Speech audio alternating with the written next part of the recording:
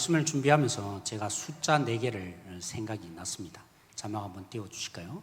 네, 14만 4천. 두 번째는 뭡니까? 24장로. 그 다음에 세 번째는요, 12지파 갈로 안에 플러스. 네. 그리고 마지막에는 11사도 플러스 1.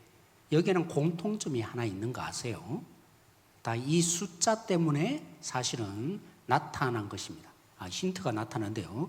우리 요한계시록 21장 14절 말씀인데 같이 한번 읽어보도록 하겠습니다. 시작. 그 성의 성곽에는 12기초석이 있고 그 위에는 어린 양의 12사도의 12이름이 있더라. 네, 아멘. 여기 그 성이라는 것은 하나님의 나라를 말하는 거예요. 예루살렘 대신에 하늘에서 새 예루살렘이 내려온다라고 이제 요한이 보게 됩니다. 그 성이라는 것은 바로 그 새 예루살렘, 하나님의 나라를 말하는데 몇 개의 기초석이 있다고요? 12. 그리고 그 위에 이름이 적혀 있는데 몇 사도의 이름요? 12사도. 12. 네, 그렇습니다. 다시 우리 자막 다음으로 보여주시면 흔히 이제 신천지에서 많이 사용하고 있는데요. 사실은 정거꾸로입니다. 제가 왜 정거꾸로라고 하냐면 14만 4천에 인이 찍히거든요. 그죠? 인을 찍는다는 것은 하나님이 표시를 했다. 이건 내 거야 하는 것입니다.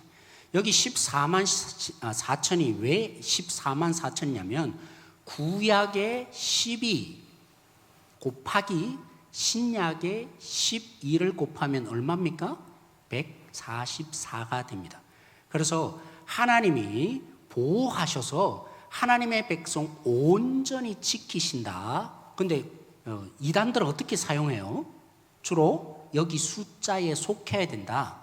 굉장히 우리의 두려움 주고 열심을 내도록 만들지만 오히려 거꾸로 고난당하고 있는 성도들에게 하나님은 절대로 포기하지 않고 하나님의 백성을 지키시며 이렇게 일하신다. 그래서 결코 너희들이 탈락될 것 두려워하지 말라. 그래서 구약과 신약에 있는 온 성도들을 뭐 한다고요? 하나님 백성답게 만들어 가신다. 그런 의미에서 말한 것입니다. 그 다음에 있는 24장로가 있는데요. 이제 마찬가지로 24장로는 어디 나타났냐면 이제 그 요한계시록 7장에 보면 하나님의 보호자가 보이는데 요한이 보았는데 그 앞에 24장로가 등장합니다. 그들이 자신의 섰던 면류관을 하나님께 던집니다. 그러면서 찬송받기에 합당하시다. 하나님 찬송 받으세요 하면서 모든 영광을 누구에게 돌려드려요? 하나님께 돌려드립니다. 그럼 왜 24장로입니까? 비슷한데요. 구약의 일을 대표하는 12 그리고 신약을 대표하는 12 그래서 똑같습니다. 그죠? 민족들이 하나님을 예배하며 하나님을 섬긴다라는 의미가 나타나 있는 것입니다. 그리고 12지파라고 이제 그러니까 반복으로 등장하는 게 뭡니까? 다 12과 관련되어 있습니다. 그런데 사실적으로 구약에 보면 이스라엘 백성들이 12지파 맞습니까? 맞아요, 안 맞아요? 맞죠. 근데 사실은 더 정확하게 살펴보면 제가 그래서 갈로 안에 플러스 1을 했는데 12지파가 있지만 요셉 지파에 보시면 므낫세와 에브라임에 대해서 원래는 13지파입니다. 정확하게 숫자를 따지면. 근데 레위 지파는 하나님께 바쳐진 자라고 해서 숫자를 빼고 숫자에 넣지 않았습니다. 그래서 12이라고 12지파라고 우리가 흔히 아는 숫자, 우리는 7이 완전 숫자로 아는 것처럼 이스라엘에는 무슨 숫자가요?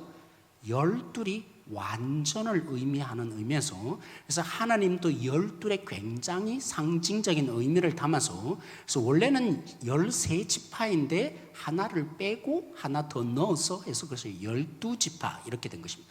그럼 11사도 플러스 1은 뭘까요? 원래는 12사도였는데 그죠? 예수님을 팔았는 게 오늘 본문의 마지막에 우리 함께 읽었던 가룟 유다가 양심의 가책을 받고 어떻게 했죠? 목매달아서 자살했습니다. 그래서 11사도로 남았습니다. 예수님이 부활한 이후에도 여전히 11사도인데 사도행전 1장에 보면 이 사도들이 하나님의 말씀을 정확하게 이해하고 그래서 베드로가 제안을 했습니다. 뭐라고요? 이 오늘 말하였던 가룟 유다가 없으니까 하나를 넣자. 그래서 12사도를 만들자 하는데 후보가 몇 있었죠? 둘 있었습니다. 앞으로 보게 되면 5,000명, 3,000명이 예루살렘 교회에 그죠? 부흥이 일어나서 그들을 이제 지도자로 그죠? 함께 섬기고 그런 면에서 보면 더 많은 사도들이 있어야 할 것 같은데, 근데 이 의미를 정확하게 깨닫고 둘을 다 선택하지 않고 하나만 제비 뽑아서 마띠아, 그래서 보면 신천지에서 마띠아 지파 뭐 이런 거 보셨어요? 다 여기서 나온 거예요.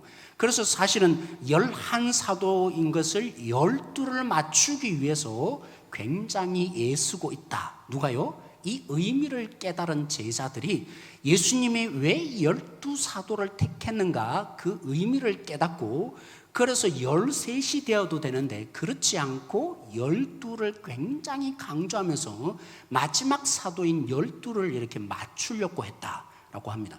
그래서 오늘 본문의 처음 시작이 그렇습니다. 여러분 13절에 마가가 처음부터 우리에게 예수님이 불러주신 장소를 우리에게 아주 상세하게 보여줍니다.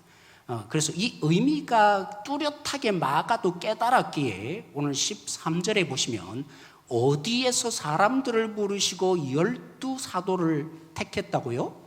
어디죠? 네, 산 하면 여러분 생각나셔야 합니다. 그냥 기록한 게 아니고요. 뭐 무슨 곳이다 이렇게 말할 수도 있는데 산에서 그들을 부르시고 그래서 12제자를 택하셨다. 이제 여기 돌아가셔야 되는데 우리 출애굽기 12장 38절 말씀 우리 같이 한번 읽어보기를 원합니다. 출애굽기 12장 38절 말씀. 자막이 안 넘어가나 보죠? 그럼 우리 찾아봐야겠네요. 그죠? 출애굽기 12장 38절.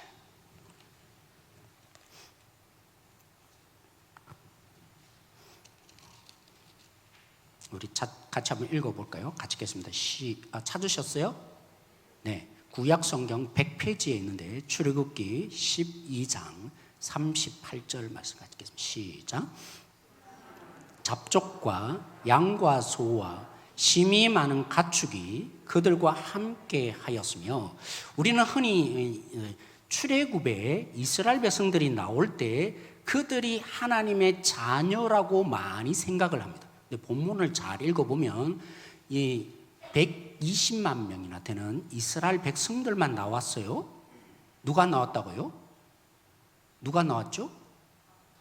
이스라엘 백성들만 나온 것이 아니라 수많은 잡족들이 함께 나왔다라고 기록하고 있습니다. 애굽의 10재앙을 이제 하나님이 퍼부시고 그 10재앙을 통해서 온 땅의 신은 하나님이구나 인정한 그들이 이스라엘 백성들만 아니라 그들과 함께 나온 수많은 민족들이 함께 있었다. 그래서 구약에 이스라엘이라고 했을 때 우리는 흔히 야곱의 12아들, 그래서 거기서 이제 헤아려지는 사람들이 이스라엘이었다라고 우리는 흔히 생각합니다. 근데 본문을 잘 보시면 그렇지 않습니다. 누가 이스라엘이었냐면 하나님의 이 놀라운 역사를 경험하면서 하나님만을 믿기로 결정한 사람들이, 그래서 함께 나온 사람들이 이스라엘입니다. 그들이 시내산에서 그죠? 하나님으로부터 맹세를 합니다. 하나님이 먼저 말씀하셨죠. 내가 너희들의 하나님이 되어서 지키고 돌보고 책임지겠다 한 산이 시내산이었고 그 시내산에서 드디어 이스라엘이 된 것입니다. 혈통적인 이스라엘이 아니라 하나님을 믿기로 결정하고 우리는 하나님만 섬기며 하나님만을 온전히 순종하는 자녀가 되겠습니다. 그 결정한 산, 그게 시내산이었습니다. 이게 출애굽기 20장부터 나타난 이제 십계명이 주어지고요. 그 전에 어려운 말로 언약이라고 하는 거죠. 신약과 구약할 때 하나님의 백성으로 하나님을 신뢰하며 순종하며 다른 신을 의지하지 않고 다른 것에서 행복을 찾지 않고 다른 것에서 내 의미를 부여하지 않고 내 성공의 모든 부분들은 하나님에게 달려 있습니다 라고 결정하며 그렇게 도장 찍은 사람들이 된 백성이 누구라고요? 이스라엘이라고요. 그게 어디서 있었다고요? 산에서 있었던 사건입니다. 자, 다시 정리하겠습니다. 근데 이 이스라엘 백성들이 그렇게 약속하고 헌신하고 하나님의 영광을 보고 그렇게 헌신했지만 단 한 번도 그 약속과 똑같이 산 적이 없습니다. 그래서 하나님이 인내하고 오늘 말씀처럼 주일 말씀처럼 오전 말씀처럼 인내하고 인내하신 하나님이 결국 그들을 치셨습니다. 바벨론 포로로 잡혀가게 하시고 그리고 하나님이 약속하십니다. 내가 이제는 그냥 이 마음이 문제인데 진짜 마음에 순종할 수 있는 하나님의 백성 진짜 만들어내는 일을 새롭게 할 거다. 그게 뭐예요? 신약이라고 하는 새 언약을 받은 하나님의 새로운 백성. 그래서 바울이 말하죠. 로마서에 그냥 몸의 할례를 행한 자가 이스라엘이 아니라 뭐라고요? 마음의 할례를 한 자가 진짜 이스라엘이다 한 얘기가 동일합니다. 하나님이 이제 새로운 시대에 하나님의 예레미야와 에스겔의 선지자를 통해서 그 바벨론 포로 잡혀간 이스라엘 백성들이 약속한 게 뭐냐면 이제까지 내가 그토록 하나님의 백성에게 은혜를 주고 하나님을 신뢰하겠다 그 고백을 받아낸 이스라엘 백성들이 하나님을 신뢰한 적이 없고 우상 숭배에 빠지고 성공할 수 있다면 뭐든지 바꾸어내는 그들. 그래서 안 되겠다, 내가 다시 진짜 이스라엘 백성들을 불러내는 일을 하리라 하나님이 약속하셨습니다. 그래서 그 약속으로 오늘 12제자를 예수님이 택했다는 것은 단순한 사건이 아닙니다. 오늘 하나님이 예레미야와 에스겔이 약속하였던 산에서 그들을 불렀다라는 의미가 여기에 있습니다. 하나님이 약속하신 대로 이제 새로운 이스라엘, 그 새로운 이스라엘의 특징이 뭡니까? 하나님을 전적으로 찾고 신뢰하며 따르는 백성.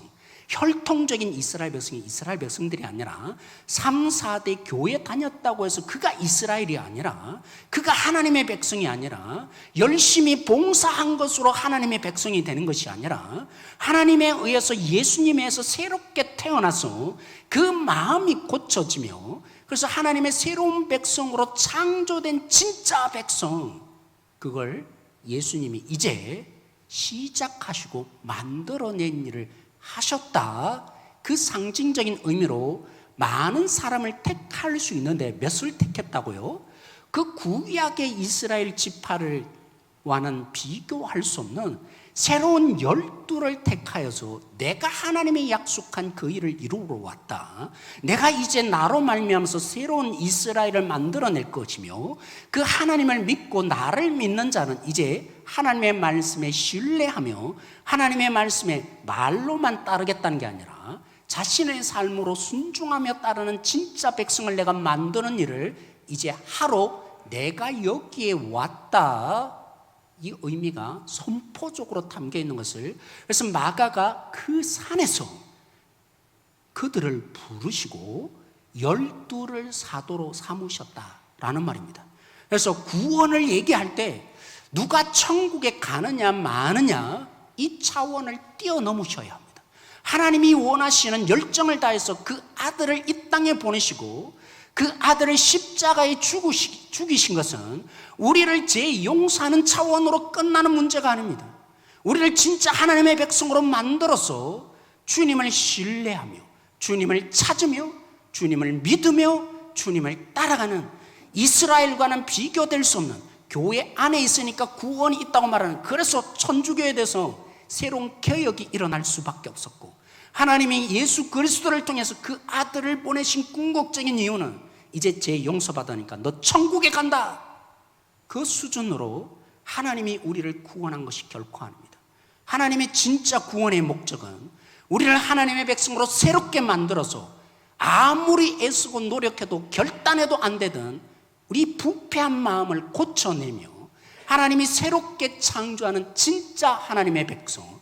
그래서 에베소서에 말한 것처럼 세상의 자랑거리가 되어질 것이며 내 노래로 너희를 세웠다 한 것처럼 사람들이 우리를 보고 외쳐들은 우리와는 다르게 선택하는가, 쉽게 성공할 수 있고 쉽게 이길 수 있으며 쉽게 남들을 굴복할 수 있는 그 힘의 방식대로 살지 않고 외쳐들은 나약하고 부족해 보이는 것 같은데 여전히 견뎌내며 이겨내며 승리하는가. 그래서 이 하나님의 백성을 부러워지게 만드는 것이 하나님의 선교의 방식이었고, 그런 우리를 통해서 이 땅도 포기하지 않는 하나님을 그들에게 믿게 하고자 여러분들을 부르신 것입니다. 여러분들을 사도라고 하시며, 물론 지금의 그런 직분적인 사도 말고요, 하나님이 우리 한 사람 한 사람을 용서하셨으며 그 아들을 십자가에 못 박아서 그러므로 우리를 하나님의 자녀로 뭔가 잘함으로 더 사랑해주는 그런 보답의 관계를 청산하시고, 그런 율법적인 관계를 청산하시고 하나님의 진짜 사랑함으로, 그래서 하나님에게 주고 싶어지고 드려지고 싶고 세상의 방식과는 다른 방식을 살기를 두려워하지 않고, 그래서 때로는 종종 손해보고 때로는 종종 어려움을 당할지라도 오직 그 주님을 위해서 살아가는 진짜 하나님의 백성, 우리 보고 세상이 반하게 만들려고, 그래서 궁극적으로 하나님을 보게 만들려고 하나님이 선택하셨으며 긍휼을 베푸시고 은혜를 베푸시고, 그래서 우리도 그 은혜를 아는 자로서 뭐 하자고요? 오늘 이 땅 가운데 거저주는 사랑, 손해보는 사랑으로 하나님이 택하시며 구원하셨던 것입니다. 그 의미가 담겨 있는 게 뭐라고요? 오늘 12제자를 예수님이 그 산에서 택했다라는 의미인 것입니다. 교회적으로 보면 이런 의미가 또 있죠. 사랑하는 성도 여러분, 예수님이 이제 3년 뒤에는 이 땅에 존재하지 않게 될 것입니다. 그런 이 땅에 여전히 하나님을 누구를 통해서 보여줄 것입니까? 예수님이 그들을 부르셔서 이제 내 대신에 이 땅에 존재하면서 주님의 모습을 보이는 자로 살아야 한다. 그래서 교회가 그죠, 교회다워지는 가장 첫 번째 조건은, 그리고 교회가 이 땅 가운데 승리하는 비결은 흔히 많이 비판들을 이렇게 하시던데요, 목사가 자기 사람 만들려고 제자 훈련, 저는 볼 땐 그게 굉장한 의미가 있다고 생각해요. 사단이 자꾸 속이거든요. 교회를 교회답게 만들고 교회를 진짜 교회에 세우기 위해서 가장 하나님이 보여주신 예수님의 모범을 통해서 보여주신 전술이 무엇이냐면 제자를 세우는 것입니다. 마가복음 시작할 때 그랬죠. 마가복음에는 예수님의 사역을 두 가지로, 그렇죠? 1장부터 3장 6절까지 예수님의 초기 사역, 예수님이 사역을 시작할 때 제일 먼저 한 일이 뭐였죠? 교회가 이 땅 가운데 승리하는 비결로 여기에 이미 비밀이 담겨 있다고 하면 제가 설교한 거 기억나세요? 그건 다름이 아니라 제자를 부르는 것이 예수님의 사역의 시작이었습니다. 오늘 지난주부터였죠. 3장 7절부터 예수님의 갈릴리 사역, 후기 사역이 시작되는데, 그때 많은 사람들이 예수님께 인기를 보내었고, 심지어는 종교 지도자는 그 앞부분에서 그죠, 예수님을 핍박하는데 자신을 핍박하든지 아니면 자신에게 많은 인기를 보이든지 예수님이 신경 쓰지 않습니다. 오직 예수님의 관심은 어디 있습니까? 제자를 불러서 그들에게 예수님이 하신 일을 보여주시고, 그래서 마가복음 뒤에 보면 제자 훈련의 많은 부분들에 대한 설명이 주어집니다. 뭐라고요? 교회를 시작하며 교회를 든든하게 만들며 교회를 교회답게 만드는 것은 주님의 제자가 세워져야 하는 것입니다. 그럴 때 교회가 진짜 능력 있는 교회가 되며 바른 교회로 나아갈 수 있다는 것입니다. 그래서 예수님이 오늘 두 가지 일을 합니다. 여러분 오늘 본문에 우리 다시 한번 읽어볼까요? 마가복음 돌아가시면 3장 14절 말씀 우리 같이 한번 다시 한번 읽어보도록 하겠습니다. 14절 말씀 같이 읽겠습니다. 시작. 이에 12를 세우셨으니 이는 자기와 함께 있게 하시고 또 보내사 전도도 하며 귀신을 내쫓는 권능도 가지게 하려 하심이로라. 네, 우리 15절은 마치 세 가지로 보이는데요, 원래 헬라어 본문을 읽으면 요 두 번째 때문에 있는 것으로 나타납니다. 그래서 예수님이 하신 일은 그 12를 왜 세웠냐, 왜 부르셨냐 하면 두 가지 일을 하기 위해서입니다. 첫 번째는 뭐죠? 예수님과 뭐라고요? 함께 하기 위해서. 많은 사람들이 있지만 예수님은 차별을 하셨어요.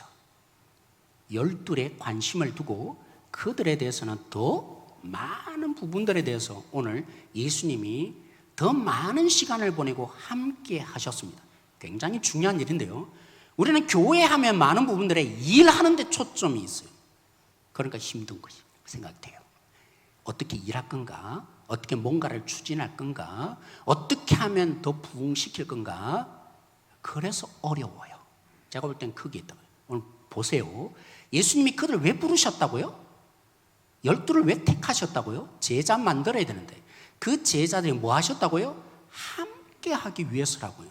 주님을 만나며 주님을 경험하며, 그래서 주님을 만나고 교제하는 가운데 주님의 뜻을 알고 주님이 무엇을 추구하며 주님의 비전이 무엇이며 주님과 함께하는 가운데 그들의 마음도 주님이 꿈꾸시는 것 함께 꿈꾸고 주님의 방식을 따라가는 것이 제자입니다. 일 많이 하는 게 제자가 아니고요. 하나님의 뜻을 알고 그 하나님의 마음이 합하여지고, 그래서 그 하나님의 뜻을 추구해 가는 자가 되기 위해서는 하나님을 만나야 합니다. 예배가 그런 것입니다. 우리는 사실 이제 요즘 그런 얘기 많이 합니다. 6일의 예배가 중요하지 이렇게 말합니다. 틀린 말이 결코 아닙니다. 그런데 아시잖아요. 여러분들이 6일에 어떻게 살죠? 주님을 예배하는 한 시간에도, 아니 주님을 만나지 않고 6일 동안 주님의 마음으로 살겠다고요? 굉장한 능력자이시고 죄송하죠. 여러분 왜 경건이 중요합니까? 제 선배들은 새벽 기도에 그토록 많이 이제 오라고 막 고함치기도 하고 어떤 때는 겁을 주기도 하고 목회자들이 그런 일을 참 많이 하셨습니다. 그리고 이제 우리 중직자들 왜 안 나오세요?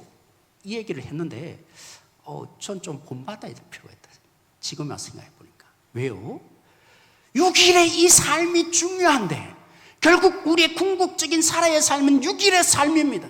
교회 여기의 삶이 아니라 6일 동안 주님의 제자로 제대로 사는 것이 주님이 원하시는 뜻이며 의미입니다. 주님을 만나야 살죠. 주님과 함께 교제해야 그 주님의 마음으로 살죠. 저 오늘 회개했다 그랬잖아요. 왜 큰 소리가 날까? 조금 더 부드러워야 되는데, 주님을 깊이 사랑함을 만날 때 한 영혼의 용서함이 있고 사랑할 수 있는 우리입니다. 주님을 떠나서는 아무것도 할 수 없는 것이 우리입니다. 그래서 교회에서는요, 얼마나 많이 일할 건가, 분위기 좀 좋게 만들자, 이것보다도 더 중요한 것은 뭐여야 합니까? 만나면 주님 얘기하고 주님 만남이 이루어짐이 나타나야 되고 그 주님 만남에 우리 모두가 목숨을 걸어야 합니다. 그래서 우리 중직자님들 새벽을 깨우고 싶습니다. 수요 예배도 나오시고, 여러분들이 저와 함께 우리의 능력 없음을 알고 주님이 필요합니다. 한순간에 우리 무너지잖아요. 끊임없이 우리 무너집니다. 6일의 삶을 제대로 살려면 주님 안 만나고 못 삽니다. 살아갈 수가 없습니다. 수 없는 세상의 이 위협 속에서 어떻게 세상을 이기며 다른 삶을 살 수 있을까요? 주님 만나셔야 합니다. 그런 가운데 그들은 뭐 하시려고요? 주님 만난 이들을 전도한다는데, 예수님 믿으세요. 이 차원 정도가 아닙니다. 내가 주님의 뜻대로 주님의 몸이 되어서 그 주님의 다스림을 펼쳐가는 세상에 들어가는 것이 전도입니다. 그러려고 예수님이 그들을 부르셨고, 그래서 뭐 하신다고요? 권세까지 주셔서, 그래서 하나님의 나라를 다스림을 받는 너의 일상의 이 삶에서, 그래서 주님의 나라를 이루는 자 되라, 그것을 보여준 자는 내가 파송한다. 그러니까 하나님이 눈에 보이는 증거로 마지막에 있는, 그죠? 귀신을 쫓아내는 일들을 종종 있게 하는, 그 일들을 있게 하시는 하나님의 이 모습을 우리가 생각합니다. 정리하면 교회는 바로 이 제자 탄생에서 목숨을 걸어야 합니다. 저는 그러려고 있는 존재인 것 같습니다. 여러분들이 정말 주님을 배우고 주님을 만나는데 정말 목숨을 거시고 그 주님을 물론 이제 성경 공부만이 아니겠죠. 어떻게 하면 주님 만날 수 있을까? 그 기회들을 놓치지 않는 우리 성도들이 되셨으면 좋겠고요. 그래서 중직자는 저는 그래야 한다고 생각합니다. 우리 교회에 일꾼이 없어서 뽑는다면 망하는 길입니다. 저 감히 말씀드리지만 교회를 조금 더 우리 분위기 조금 이제 중직자 되면 저 수요예배도 잘 나오고 이제 조금 더 열심히 봉사하겠지. 그런 의미에서 중직자 뽑으면 반드시 교회는 어려워집니다. 제가 반드시란 말을 조금 제가 하고 싶은데 어려워집니다. 왜요? 예수님의 제자 삼는 목적은 크게 있지 않기 때문입니다. 어떻게 하면 일꾼 하나 더 세우고 어떻게 하면 동력자 하나 더 세우는 것이 목적이 아니기 때문입니다. 주님의 제자 삼으셨던 궁극적인 이유는 하나님의 말씀에 순종하고 그 말씀을 따라가는 진짜 백성을 만들기 위해서, 그래서 하나님의 동력자로 그들을 불러주신 것입니다. 그래서 어떤 자가 중직자가 되어야 되냐면 하나님의 말씀이라면 껌뻑 죽고 그 말씀이라면 순종하고, 그리고 그 말씀을 알지 못하기 때문에 하나님의 뜻이 무엇입니까? 그것으로 고민해내며 예수님의 머리이게 예수님의 머리이심을 날마다 사역 속에 인정하는 자가 세워지지 않으면 교회는 어려워집니다. 힘듭니다. 불행해집니다. 반드시 그렇습니다. 반드시 말처럼 너무 극단적인 그런 상황이 되기에, 그래서 제가 고민하면서 두 가지 조건을 내걸었습니다. 첫째는 기초반까지는 하시기 바랍니다. 둘째는 적어도 물질의 헌신이 안 되고 하나님을 믿지 못하는데 어떻게 중직자 될 수 있습니까? 그래서 11조를 반드시 해야만 후보로라도 세우겠습니다. 당에서 그렇게 결정했는데, 여러분 성경 공부를 하라는 목적이 아닙니다. 제가 우리 기초반을 이렇게 하고 있지만 우리 성도님들과 함께 얘기를 나눠보면 우리 각자가 생각하는 스타일과 믿음의 방식과 하나님에 대해서 생각하는 방식이 다 다양하시더라고요. 근데 하나님이 진짜 믿어지지 않는데 어떻게 다른 사람을 하나님을 인도하며 하나님을 보여주는 자로 설 수 있겠습니까? 그래서 적어도 확인하고 싶었던 것입니다. 정말 이분이 주님을 믿기로 결정했고 주님을 고백하고 있으며 그 주님의 뜻에 고민이 있는 자인지를 고민해 할 수 있는 기회. 공부해보면 서로 얘기 나눠보면 이분의 관심이 무엇이고 무엇이 가치 있는지를 어느 정도 알게 됐습니다. 그래서 내년에 저희들이 중직자 뽑을 때 누가 제일 중요하냐면요, 중직자 되시는 분보다도 더 중요한 것이 우리 성도님입니다. 우리 권사님 거죠. 김순영 권사님 정말 중요합니다. 왜 중요한지 아세요? 그가 얼마나 열심으로 보이느냐. 하나님은 그죠? 다윗에게 기름 부을 때 잘생겼네, 외형을 보고 뽑으려고 하지 말라 하셨습니다. 하나님이 진짜 원하시는 사람은 마음의 중심을 하나님이 보신다고 한 것처럼, 그러게 우리 한 분 한 분들이 중요합니다. 우리 중직자 되시려는 분보다 더 중요한 것은 누구냐면 바로 투표하시는 분들이 제일 중요합니다. 분별해내며 저가 진짜 하나님을 향해 있는지, 정말 주님을 섬기려는 마음이 있는지, 주님을 위해서 온전히 자신을 드리고자 하는 그 마음으로 나를 통해서 어떻게 하면 하나님 좀 보여줄까? 하나님의 다스림이 오늘 주일만이 아니라 그의 삶의 6일 동안 정말 세상에 들어가서 아니면 가정에서 주님의 모습으로 사는지 안 사는지 분별을 해낼 수 있어야 합니다. 그래야만 그분을 통해서 우리가 투표하게 되었을 때, 그렇게 분별하는 가운데 정말 세워졌을 때 우리 교회는 행복한 교회 될 수 있습니다. 진짜 부흥은 여기서 시작되는 것입니다. 그래서 저는 중요하다고 생각합니다. 이제부터 여러분이 기도하셔야 합니다. 한 분 한 분들을 제대로 세울 수 있도록, 저분은 좀 보니까, 내가 주일 와서 보니까 교사도 하시고 성가대도 계시네, 그렇게 해서 뽑으시면 우리는 실패 가망성이 다분합니다.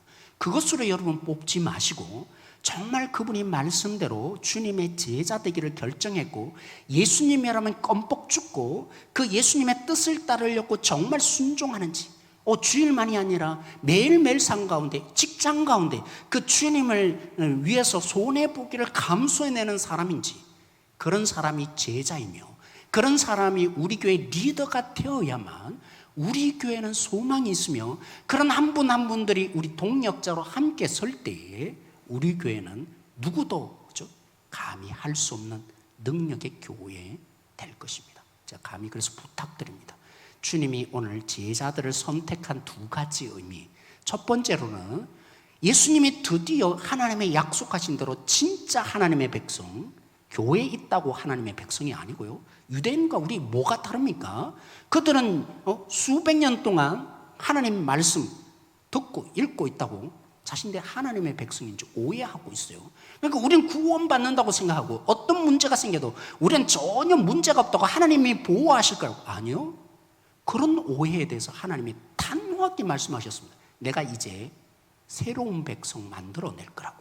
예수님을 통해서 이제 새로운 백성 만드는 일이 시작하였으면 12제자를 그 산에서 선택하는 것으로 보여주셨고, 그래서 교회의 가장 중요한 사명은 제자를 양성하는 데 있습니다. 주님의 진짜 백성을 만들어내는 데 있습니다. 그래서 끊임없이 저도 제 아내가 기도하지만 정말 성경 공부를 통해서 그 마음이 부닥침이 일어나고 주님대로 살지 못하는 내 자신의 본체가 보여지고 그것에 대해서 내 자신이 두려워하지 않고 하나님 나 좀 고쳐주세요. 그래서 주님의 진짜 백성으로 태어나는 이 일에 헌신을 하고자 하는 것입니다.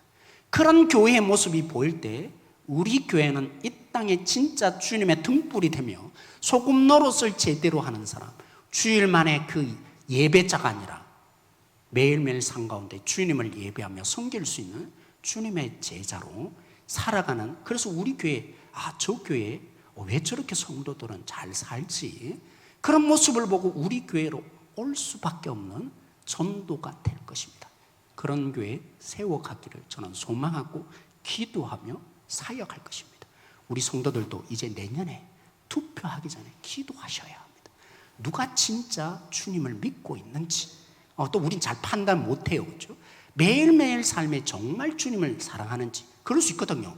교회에 와서는 집사님, 장로님 이러는데 막상 세상에 가면 까불지 마 이런 사람 너무 비일비재하게 많습니다. 그런 사람 보여질 수 있도록, 분간해낼 수 있도록 정말 주님을 위해서 6일 동안의 삶을 제대로 살기 위해서, 그래서 주일 예배에 목숨 걸고 경건의 진짜 주님을 만나는 성도들이 되어지는 그 일들이 일어나는 교회, 우리 교회가 되어야 할 것입니다. 기도하겠습니다. 오늘 함께 우리 기도하십시다. 오늘 말씀이 조금 강할 수 있는데 이렇게 기도하십시다. 하나님의 자녀입니까? 예수님이 믿어지십니까? 그 예수님은 죽어서 천국 가자 그 정도의 목적을 두지 않으셨습니다. 오늘 여기 속에서 주님이 보여지며 주님으로 바뀌어지며 그 마음이 고쳐져서, 그래서 주님이 올 때 그 영광스러운 주님을 기쁨으로 맞이하는 그런 진짜 하나님의 백성 만들어내는 그 일을 위해서 구원하셨습니다. 우리 모두가 부족합니다. 거기에 합당한 자 얼마나 있겠습니까? 오늘 이 말씀을 붙들고 기도하십시다. 하나님의 진짜 백성 만드시는 예수님을 믿고 나가게 하시고, 그래서 우리들이 주님을 만나는 데 목적을 두게 하시고, 그런 우리들이 6일 동안 살아야 될 이 삶에 주님이 보내시는 선교의 장이 되어질 수 있도록 우리를 붙드시고 역사하여 달라고 오늘 이 말씀을 붙들어서 우리 같이 기도함으로 나가길 소망합니다.